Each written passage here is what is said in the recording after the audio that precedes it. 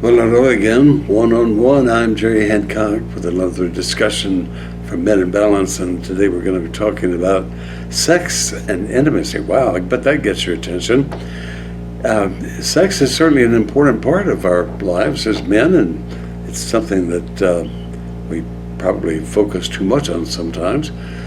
But the other side of that equation is intimacy, and sex and intimacy are not the same thing. Sometimes we are tempted to use them interchangeably, but maybe we can think a little deeper as we talk about that today. First of all, what does sex represent to you? How did you come to develop your attitudes about sex?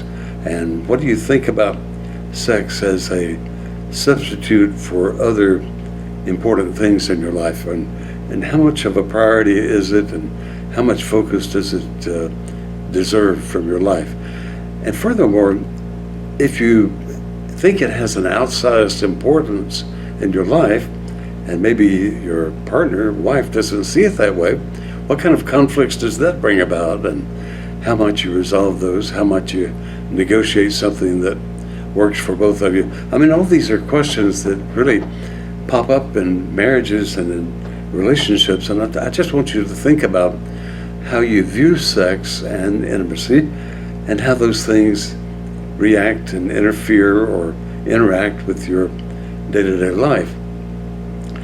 The first thing I want you to think about is how you might define intimacy, for example, versus how your wife might define it.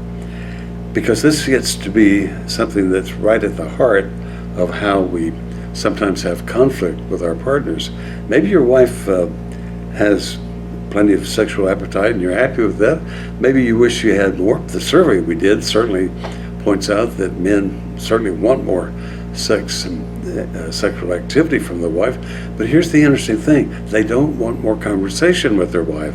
And for your wife, intimacy revolves around conversation. It involves around getting to know you better, getting to know each other, getting a harmony, a rapport working in the relationship so that you both feel comfortable in it all the time. And this is a relationship that has to sustain you for a lifetime. So unless you choose to get a divorce for some reason, this is going to be the person you spend the rest of your life with, and also the person who knows you better than anybody in the world. So take advantage of that. Don't disregard that, and don't discount it when it comes to the value that that might offer and guidance for your own life. You know, when we ask women to define intimacy, one of the things they said, which I found a little bit surprising at first, they said intimacy is being able to say something to you knowing that you won't use it against me in the future. What does that mean? Well, that means that I might reveal some side of me that's very personal, very vulnerable, and I gotta trust that you're not gonna bring that up and hurt me with it sometime later. Because if you do, I'm gonna shut down and not get it back to you at all. And of course, we can feel the same way toward our partners if they somehow do something that violates a trust or something of that nature. But here's what I want you to be thinking about as we look at this topic of sex and intimacy. As you get older, sex may be less important than it is now. It might not be quite the happy trigger that it is right now. It might not be something that comes as easily to you as it does now. So what are you going to do then? Is that going to still be the thing that you rely on as the glue that holds your relationship together? Or is it something that is a part of your relationship but has its own priority in the relationship, but it's not the most central part of being together? And intimacy, where does that fit in exactly? And where over time do you develop this long and deep, abiding, trusting relationship with this other person so that the sex part of it becomes sort of secondary and the intimacy part of it really becomes something you count on and makes for an important part of your life. First of all, I want you to not confuse those two. And I want you to see the possibility that your wife may see this very differently from you, and that over time you may see it differently too. But both are important, sex and intimacy, in your life, and you need to distinguish the difference in the two and how they are working in your relationship.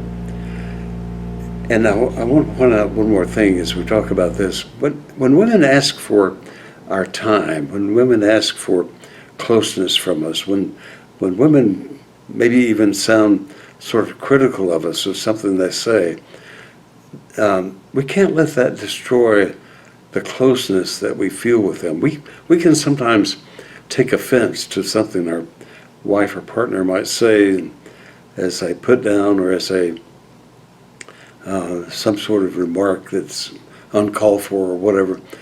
But you know what? Maybe she's trying to make us a better person. Maybe she's trying to make you a better person and saying, yeah, that sport coat looks pretty tacky, man. She's not saying that as a way of putting you down, but as a way of saying, do you really want to wear that out with the company that we're going to be with tonight? And will that make you look the professional way you want to look? So she's after something that's good for you. She's actually trying to help you think through your own decision making. But her way of doing it may be indirect. It may not be as direct as we might prefer it to be. But the fact is, she is offering her suggestion as a possibility to improve your life and consequently her life as well. So it's good for us to take the time to reflect on what is being said. We don't have to react at the moment. We don't have to blow up. We don't have to get upset and have our feelings all bent out of shape over something that was said.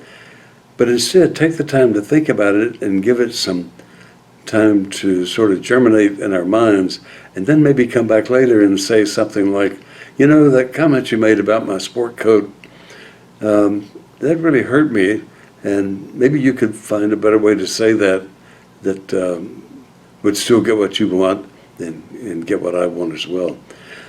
Those are important things to think about as you deal with the whole question of sex and intimacy. Because believe me, if you improve the intimacy, the sex will follow. It's not the other way around, though. You can improve the sex and never have the intimacy. So as you look at things that you might want to modify in your behavior or in your life in general, think about this one area and what you might do to observe your wife's attitudes about this, and to think about how you might share a more common idea of what sex and intimacy represents. Well, anyway, our time is up on that, but I hope maybe you got something out of that. Just keep in mind these one-on-one conversations are, my opinion.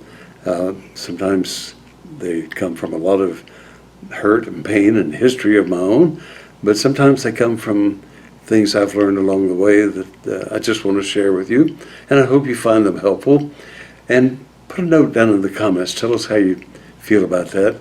If you like what we're saying, subscribe so you'll get new videos. And also go to the website. There's tons of information there about this and other subjects that you'll be interested in. It's meninbalance.org. And also while you're there, go to meninbalance.org/radio and tune into the radio station that's on the air 24/7 that gives you a chance to listen to this kind of stuff while you're working or traveling or whatever else it is that's going on. I'm Jerry Hancock. Thanks for joining me.